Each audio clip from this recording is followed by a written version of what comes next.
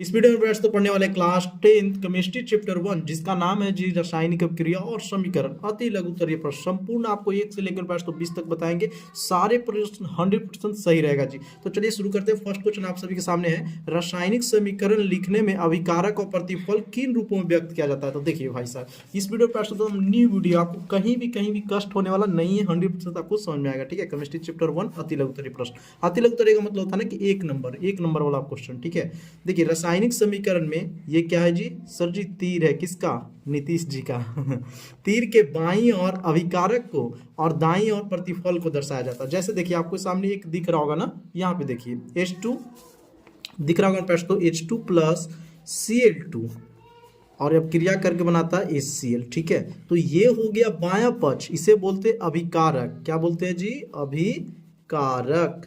Sir जी अभिकारक किसे बोलते हैं, क्वेश्चन आता है। तो रासायनिक अभिक्रिया में भाग लेने वाले पदार्थ अभिकारक कहते हैं, और रासायनिक अभिक्रिया के फलस्वरूप बना पदार्थ ये प्रतिफल कहलाता है। ठीक है, तो आपको तो इतना पता होगा, बायां और दायां। देखिए ये बायां साइड है और ये दायां साइड है। तो रासायनिक समीकरण में तीर के बाईं ओर अभिकारक को और दाईं ओर प्रतिफल को दर्शाया जाता है। क्लियर हो गया। देखिए ये वीडियो में पहले से ही बना दिया, लेकिन बच्चे बोले कि सर जी पूरे अच्छे से एकदम समझा के बनाइए। तो लीजिए भाई, आपके पास टाइम है तो बहुत अच्छा बात है।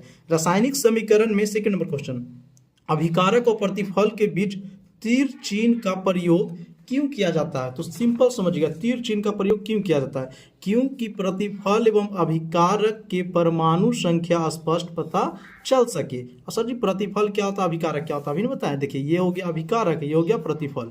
जो रासायनिक अभिक्रिया में भाग लेगा वो अभिकारक कहलाएगा, और जो बनता है प्रश्न उसे प्रतिफल कहते हैं। सिंपल समझिए, मान लिया पढ़ते हैं, ठीक ना, तो सही बच्चे एग्जाम दीजिएगा, लेकिन टॉपर कौन कहलाएगा, जो टॉप करेगा, ठीक ना, जिनका सबसे ज्यादा नंबर रहेगा। तो जो भी रासायनिक क्रिया में भाग लेता है वो अभिकारक कहलाता है, और जो रासायनिक क्रिया के फलस्वरूप प्राप्त होता है वो प्रतिफल कहलाता है। चलिए क्वेश्चन नंबर 3 देखिए, क्या समीकरण संतुलित है। आपको बताए थे कि समीकरण जो होता है वो दो प्रकार के होते हैं। कौन जी, एक संतुलित समीकरण और एक असंतुलित समीकरण। संतुलित समीकरण किसको कहेंगे, जिसमें अभिकारक और प्रतिफल बराबर हो। तो देखिए आपको दिया गया अभिकारक, चेक कीजिए, हाइड्रोजन कितना है 2, इधर भी देखिए हाइड्रोजन कितना है 2, यहाँ पर क्लोराइड कितना है जी 2, यहाँ भी कितना है 2। तो हाँ संतुलित है। क्या लिखेंगे इसका आंसर, हाँ संतुलित है। ठीक है जी, काहे संतुलित भाई, क्योंकि पास तो बायां पक्ष और दायां पक्ष आपस में बराबर है, जितना इधर है ना उतने इधर है। चलिए क्वेश्चन नंबर 4 देखिए, उस अभिक्रिया को क्या कहते हैं जिसमें अभिकारक सरल प्रतिफलों में परिवर्तित हो जाता है। तो उसको कहेंगे अपघटन अभिक्रिया, या उसी का नाम है वियोजन अभिक्रिया। ठीक है, अपघटन अभिक्रिया या वियोजन अभिक्रिया। नेक्स्ट क्वेश्चन नंबर 5, उस अभिक्रिया का नाम बताइए जिसमें दो या दो से अधिक अभिकारक परस्पर संयोग कर प्रतिफल बनाते हैं। तो सुनिए साथियों, इसे बोलेंगे रासायनिक अभिक्रिया। ठीक है, और देखिए संयोजन अभिक्रिया में भी वही होता है कि दो या दो से अधिक पदार्थ आपस में क्रिया करके नए पदार्थ का निर्माण करता है। तो आपको ऑप्शन के अनुसार प्राथमिकता किसको देना है, रासायनिक अभिक्रिया को। सेकंड नंबर प्राथमिकता देना है संयोजन अभिक्रिया को। पूरे विस्तार से पढ़ना चाहते हैं तो हमारे चैनल को सब्सक्राइब करके जुड़ जाए प्यारे साथियों। और प्रतिदिन लाइव क्लास चलता है, आप हमसे पढ़िए। आप हमारा ये नंबर ले सकते हैं, इस पर आप हमसे व्हाट्सएप पे किसी चीज़ को समस्या हो तो कॉल करके मैसेज करके पूछ सकते हैं। चलिए भाई साहब, नेक्स्ट क्वेश्चन 6 नंबर, किस प्रकार के अभिक्रिया में अभिकारक अपने मूलकों का विनिमय करते हैं। देखिए विनिमय का मतलब आप लोग को पढ़ेंगे प्यारे साथियों कि आयनों का आदान प्रदान करना। तो वो किस प्रकार की क्रिया में, उभय विस्थापन क्रिया। आप पढ़े होंगे कि उभय विस्थापन किसे कहते हैं, वैसी रासायनिक क्रिया जिसमें अपने आयनों का आदान प्रदान करता है। सिंपल समझिए ना कि आप शादी में देखे होंगे, लड़के वाले और लड़की वाले होता है ना जी दोनों की ओर मिठाई लाते हैं, भी मिठाई का डब्बा रहता है और इनका पास भी मिठाई का डब्बा रहता है, एक्सचेंज हो जाता है। क्या करते हैं, इसका मिठाई ये ले लिया, इनका मिठाई ये ले लिए। तो यही हो गया उभय विस्थापन अभिक्रिया। समझे, अपने आयनों का आदान प्रदान करना उभय विस्थापन अभिक्रिया कहलाता है। नंबर देखते हैं भाई साहब 7, उभय विस्थापन अभिक्रिया का उदाहरण दीजिए जिसमें समीकरण को सिर्फ लिखना है। ठीक है ना, अभी बताया कृपया साथियों, उभय विस्थापन किसको कहेंगे, जिसमें आयनों का आदान प्रदान होता है। अब देखिए सिर्फ समीकरण को आपको लिखना है ना, तो कोई भी आप दे सकते हैं। फर्स्ट नंबर दे दिए BCl2, ठीक है, बेरियम क्लोराइड भाई साहब, और यहाँ पे क्या है सोडियम सल्फेट। अभिक्रिया देखिए अपने आयनों का आदान प्रदान, भाई साहब ये दोस्ती कर लेता है इससे और ये दोस्ती कर लेता है इससे, ऐसे इस रूप में। देखिए BS के साथ हो गया SO4, तो यहाँ से इसको मिला देंगे, और Cl के साथ Na, तो NaCl बना लिया। NaCl किसका सूत्र है जी, नमक का। ठीक ना।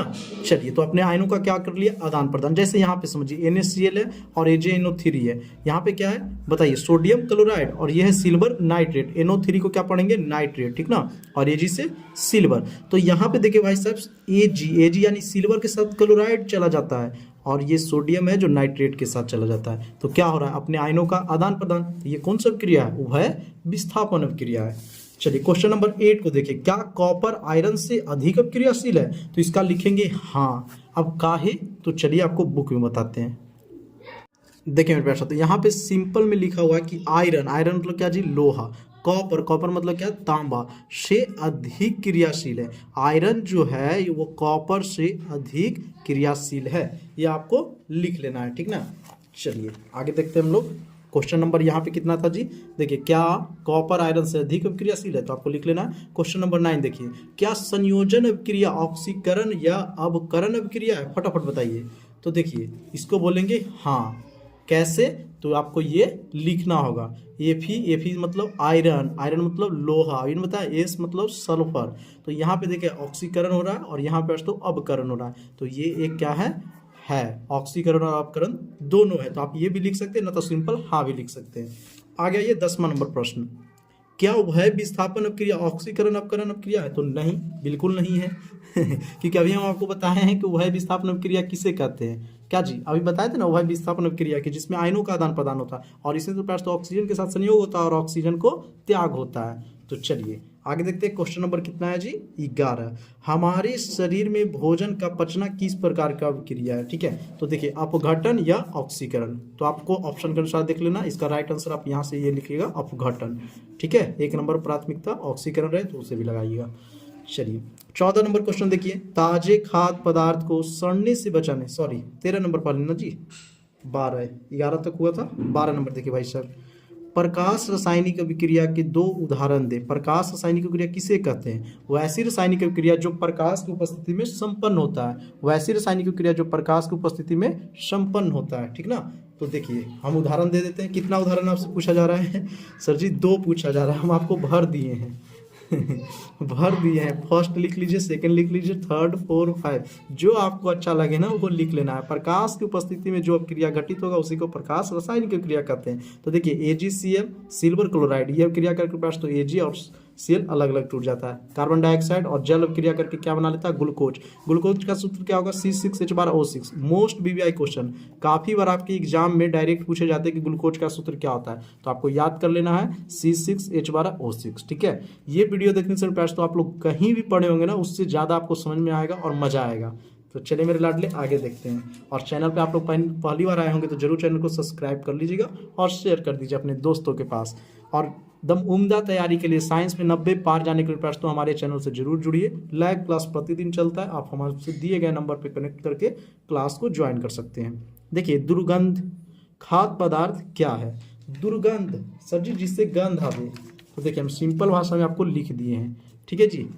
13 का आंसर देखिए भाई साहब, जब भोजन को खुली वायु में लंबे समय तक छोड़ दिया जाए।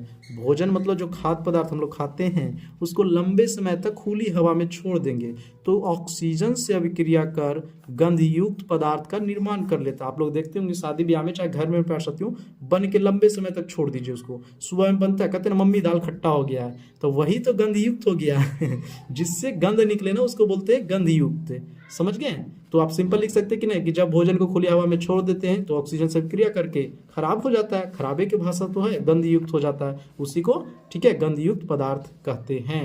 ठीक है मेरे लाडले, याद हो गया, सिंपल था। इसी बात पे चैनल को सब्सक्राइब कर लीजिए फटाफट।